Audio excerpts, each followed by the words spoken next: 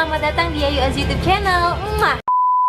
Sebelum kalian nonton video ini, jangan lupa untuk klik tombol like, comment, and subscribe. Dan jangan lupa ya, untuk kalian nyalakan lonceng notifikasi karena akan ada video-video baru dari Ayu Az. Di video kali ini aku membahas tentang gimana caranya nih, tips dan trik supaya cepat mengerjakan skripsi secepat kilat. Jadi untuk mengerjakan skripsi agar cepat, agar selesai tepat waktu, ada beberapa tipsnya nih. Dan ini berdasarkan pengalaman pribadi aku. Karena jujur, syukur alhamdulillah pada tanggal 16 bulan, kalau nggak salah Oktober kemarin, Oktober sebelumnya deh, sekarang kan udah bulan November, Oktober sebelumnya aku udah ngelakuin sidang. Nah gitu, jadi aku itu dimulai skripsiku tuh pada bulan Mei. Sebenarnya bulan Mei, Juni, Juli, Agustus. Jadi ketika tanggal 30 Agustus itu aku harus mengumpulkan draft lengkap skripsi. Dan draft lengkapnya itu di tanggal 30 sudah tidak ada revisi dari dosen pembimbing.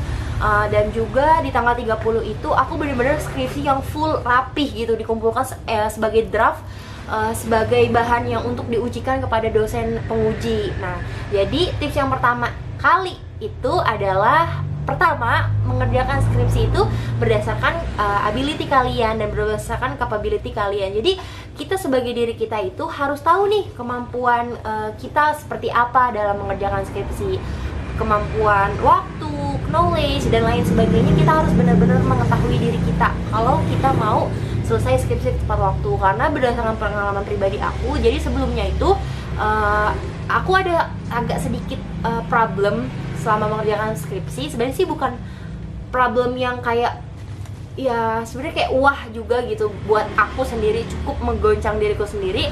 Karena apa? Pertama kali itu pada saat karena pada saat skripsi kita akan seminar ya.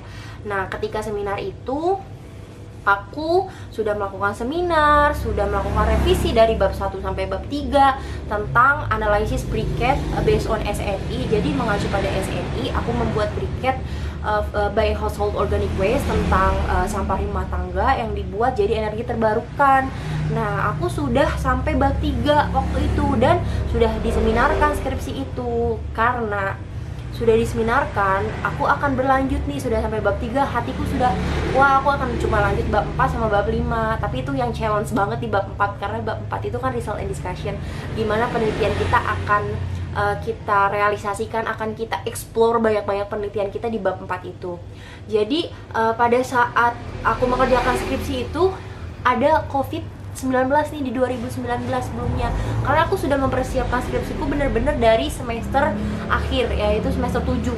Itu udah aku persiapkan skripsiku dan ada COVID-19, sayang sekali. Tapi syukur alhamdulillah, jadi aku cepat-cepat berpikir untuk mengganti judul skripsi. Karena pada saat itu skripsiku itu harusnya dilakukan di lab, karena skripsiku itu berbasis kuantitatif bukan kualitatif. Jadi kalau kuantitatif itu tidak menilai proses tapi menilai hasil. Jadi aku tuh berbasis kuantitatif. Dan pada saat itu kalian bisa lihat ya, nanti aku kasih ini chat-chatan aku sama dosen bahwa aku gak boleh nih uji skripsi di lab. Karena apa? Karena COVID-19 itu. Jadi skripsi itu harus dilakukan di rumah gitu. Terus data-data yang aku kumpulin itu adalah secondary data.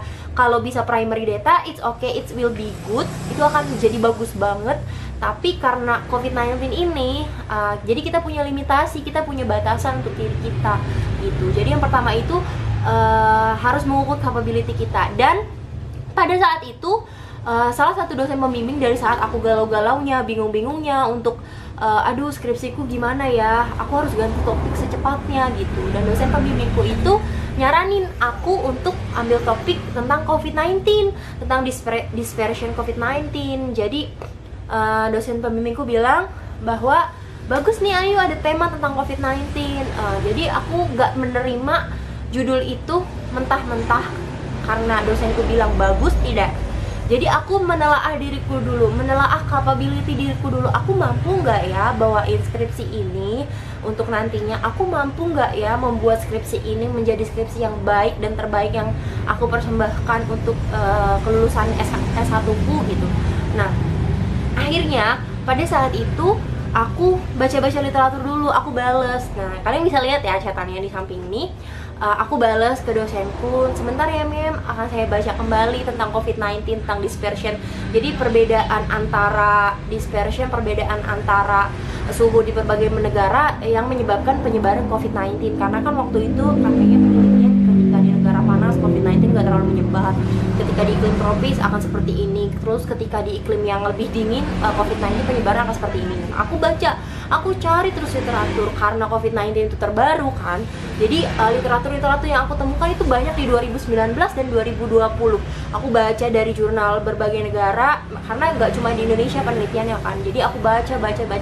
Ketika aku baca, aku tahu COVID-19 itu akan menyebar seperti apa di negara yang seperti apa, dispersinya akan seperti apa. Tapi ketika aku membaca itu, hati aku bilang nggak serak. Hatiku bilang kayaknya bukan ini deh topiknya gitu. Terus hati aku bilang kayaknya capability aku untuk mengerjakan ini selama 4 bulan nggak akan kekejar. Nah sebetulnya itu pesimis dari aku nggak yakin, harusnya aku nggak boleh bersikap seperti itu. Tapi balik lagi nih ke tips aku yang pertama, yaitu ability kita, kemampuan kita, capability kita. Jadi aku ngelihat diri aku sendiri dari awal aja, aku udah nggak yakin gimana nanti aku akan meneruskan skripsi ini dengan baik dan benar gitu. Jadi setelah itu aku cari case background, latar belakang apa sih yang bisa mengangkat topik skripsiku. Bulan Mei terus berlanjut. Sambil aku cari topik skripsi, aku masih memastikan bahwa boleh tidak untuk memakai di lab. Ternyata ketika bulan Mei itu, kalau tidak salah per akhir Mei, aku dinyatakan tidak bisa meminjam alat lab. Boleh meminjam alat lab, tapi hanya alat-alat tertentu aja. Dan alat utama yang aku mau pinjam yaitu furnace untuk membakar briket menjadi karbonisasi, itu gak boleh. Nah aku di situ sempat kayak sedih, ya Allah gitu ya. Aku mau cari ya Allah gitu. Aku berdoa semoga aku bisa cari topik skripsi secepatnya. Dan untuk COVID-19 ini aku skip dulu mungkin. Pada saat itu aku langsung bales, mem iya saya bagus topiknya, sangat bagus sekali, sangat menarik sekali. Tapi hati aku nggak serp gitu. Jadi langsung aku alihkan ke topik yang baru. Jadi pada saat itu aku udah ketemu topik baru. Jadi di rumahku itu, di desaku, aku tinggal di desaku itu rawan banget sama banjir, bencana banjir. Karena drainase buruk, karena sistem drainasenya yang sampah menyumbat di mana-mana dan lain sebagainya. Jadi bisa nih aku angkat sebagai skripsi. Karena waktu itu pada saat kuliah ada salah satu mata kuliah yaitu topik hidrologi. Itu belajar tentang siklus air, belajar tentang salah satu aplikasi, gimana aplikasi membuat drainase menjadi baik dan lain sebagainya. Jadi aku langsung ajukan topik itu ke dosenku. Dan dosenku pertama sih nggak terlalu tertarik, nggak terlalu kayak ya kayak gitu. Dan aku tetap menyemangati diriku kalau aku bisa nih, aku bisa bikin topik ini, aku bisa bikin topik yang sederhana. Ini nggak sederhana sih, sometimes it make my head headache. Kayak aku bisa nih, tapi aku selalu percaya, aku selalu ngeyakinin diri aku selalu believe myself buat aku bisa nih topik ini gitu. Karena yang tadi bulan Mei udah di-cut kan sampai akhir Mei itu, jadi aku cuma punya waktu 3 bulan untuk mengerjakan skripsi itu gitu.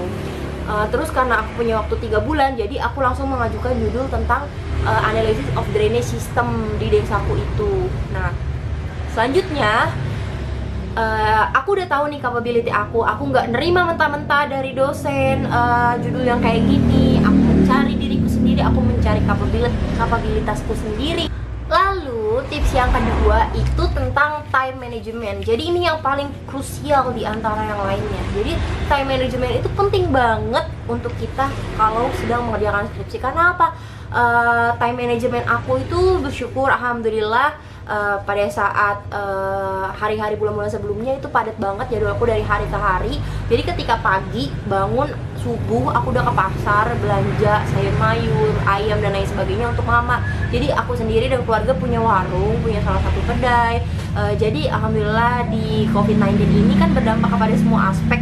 Jadi penghasilan keluargaku semua bersumber dari warung itu. Jadi mau nggak mau aku juga harus ikut terjun di warung itu, ikut bantu mama, ikut bantu masak ini, masak itu untuk kebutuhan warung gitu. Jadi pada saat aku bantu mama itu, jadi kan pagi subuh aku udah bangun tuh, terus waktu siang itu aku udah ngantuk, udah mulai ngantuk karena kan jam 12, sekitar jam 12 atau jam 11 lah itu anak-anak TK udah pulang, udah mulai pulang.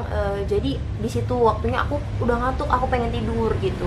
Tapi ketika ada kalanya di mana aku harus menjadwal diri aku, jam berapa aku harus mengerjakan skripsi, jam berapa aku harus fokus benar-benar mengerjakan skripsi. Jadi siang aku pakai untuk tidur sekitar 1 jam. Nah setelah siang itu aku bergantian, mama yang tidur, aku jaga warung. Nah aku nggak mungkin mengerjakan skripsi sambil di warung, karena aku tipe yang gimana kalau aku ngerjain sesuatu semuanya tuh harus hening, semuanya tuh harus bener-bener gak ada suara, bener-bener kalau aku ngerjain sesuatu ya udah itu aja dulu gitu. Aku nggak bisa ngerjain itu sambil misalnya tiba-tiba ada yang beli gitu, karena apa yang aku pikirin jadi kayak pudar gitu. Jadi aku harus punya waktu khusus untuk ngerjain skripsi, karena kan tipe-tipe orang beda-beda saat mengerjakan skripsi. Nah seperti itu, jadi time management aku itu, nah ketika udah ganti jam tidur nih, sorenya aku udah iris-iris kol, buat bikin bakwan dan lain sebagainya untuk mama di warung gitu. Karena kan warungku itu ketika pagi, sore dan malam itu ada anak pengajian, ada anak TK, ada anak sekolah dan lain sebagainya. Karena waktu itu COVID-19, jadi anak TK tetap masuk tapi sangat sesuai dengan protokol kesehatan. Misal masuk satu cuma 5 orang dan lain sebagainya, tapi tetap warung buka, warung mama tetap buka. Apalagi anak-anak sekolah libur, udah mulai anak-anak mulai jajan di warung mama gitu. Dan pada saat itu juga aku mengerjakan skripsi malam. Jadi warung itu tutup jam 8, setengah 9 aku ngantar mama belanja. Dan dari jam setengah 9 sampai jam 12, at least jam 12 atau jam 1 aku itu mengerjakan skripsi sepanjang itu. Bayangkan misalnya kita mengerjakan dari jam 9, misalkan aku fokus ketika di jam 9, 10, 11, 12, aku punya 4 jam per berapa hari dalam seminggu. Ketika 2 hari aku udah punya 8 jam untuk mengerjakan skripsi. Pokoknya apapun satu hari itu aku harus punya progres. Aku harus entah menulis satu kalimat, entah aku harus menemukan referensi lain, entah apapun itu. Jadi di target waktuku itu aku harus mengerjakan skripsi gitu. Apalagi ketika siang itu kadang aku di Senin, Selasa, Rabu, Kamis sampai Kamis, jadi Jumat, Sabtu, Minggu itu aku libur. Dan Senin, Selasa, Rabu, Kamis itu aku ngajar privat. Jadi bener-bener kayak ya udah aku harus ada yang direlakan. Memang aku merelakan jam tidur siangku untuk ngajar privat gitu. Nah itu jadi setelah manajemen waktu. Tips yang ketiga adalah konsultasikan apapun yang kalian temukan, konsultasikan apapun yang kalian ingin tanyakan kepada dosen pembimbing kalian. Karena aku tuh tipe orang yang setelah membaca ini, bisa nggak ya ini dimasukin ke skripsiku? Setelah membaca itu, bisa nggak ya skripsi ini bisa jadi metodeku untuk nanti di metodeku, kayak gitu. Jadi aku selalu mengkonsultasikan apapun temuanku kepada dosen pembimbingku gitu. Misalnya kayak waktu pertama awal-awal judul yang pertama tuh aku sering banget konsultasi tentang, karena kan itu pengalaman pertama-tama bikin skripsi jadi masih agak gugup gitu. Jadi yang pertama itu aku konsultasikan, bisa nggak aku pakai furnace, pengganti furnace apa ya untuk di lab, karena kan di lab aku gak boleh pinjam gitu. Bisa nggak ya pakai thermocouple nih, bisa nggak, kata selama ada literaturnya kamu bisa gitu. Jadi setiap apapun yang aku, bahkan rasa gundah hati kayak misalnya aku lagi males nih ngerjain skripsi gitu, bahkan dosen pembimbingku bilang semangat gitu. Jadi aku selalu mengkonsultasikan temuanku, mengkonsultasikan literatur yang aku baca kepada dosen pembimbingku, karena aku mau bener-bener skripsiku tuh dari rinci, dari judul sampai akhir itu diketahui sama dosen pembimbingku. Source-nya bersumber dari mana, referensi-referensi yang aku gunakan pakai apa aja gitu. Jadi komunikasi antara si mahasiswa dan si dosen pembimbing itu sangat penting. Meskipun kadang mungkin ada beberapa dosen pembimbing kan yang sibuk dan kita harus ngejar mereka, benar-benar kita harus menyibukkan diri kita juga untuk bertanya, tidak peduli dibalasnya kapan, karena kan kita tahu kan dosen pembimbing kita, dosen-dosen kita kan lebih sibuk, jadwalnya pasti mereka lebih padat gitu. Karena kan kita nggak akan selalu diutamakan, tapi kalau komunikasi kita baik kepada dosen pembimbing kita, yakin deh pasti kedepannya juga akan enak, akan komunikasinya akan lancar. Ketika nanti ada revisi dari dosen pembimbing, kita ngejalaninnya enjoy, kita ngejalaninnya dengan ikhlas dan enak pokoknya. Yang penting komunikasikan apapun kepada dosen pembimbing kita. Dan ini tips yang keempat berdasarkan pengalaman pribadi dari aku. Tips yang keempat yaitu kita harus banyak-banyak baca literatur, kita harus banyak-banyak search buku sebanyak-banyak mungkin yang related sama topik yang mau kita ambil. Jadi kalau aku tuh misalnya nih, nanti kita buka di Google Scholar ya, kita buka tentang topik kita, tentang key point yang kita mau tulis di skripsi kita. Nah, nanti di sana akan muncul key point-nya. Nah, nanti aku grupin. Jadi ini grup untuk background, buku-buku untuk background, ini grup buku-buku untuk literatur, terus yang ini grup buku-buku untuk result and discussion. Jadi setiap buku yang aku baca itu aku pakai grup, dan gak lupa setiap aku download buku yang aku baca itu aku kasih nama, misalnya siapa penulisnya nih yang lebih aku inget gitu.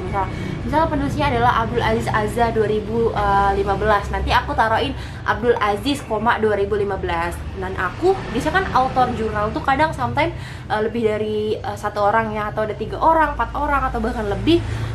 Dan aku cuma nyantumin nama yang di depan autornya aja biar aku ingat gitu, biar nanti ketika ditanya kamu dapat literatur dari mana, oh ya misalnya nih drainage system, drainage adalah bla bla bla bla bla pengertiannya kan, nanti kita paraphrasing lagi. Terus nanti tanda kutip untuk researchnya, untuk referensinya dapat dari mana, aku langsung bisa inget, oh ini dapat dari Abdul Aziz 2018 dari jurnal itu, kayak gitu.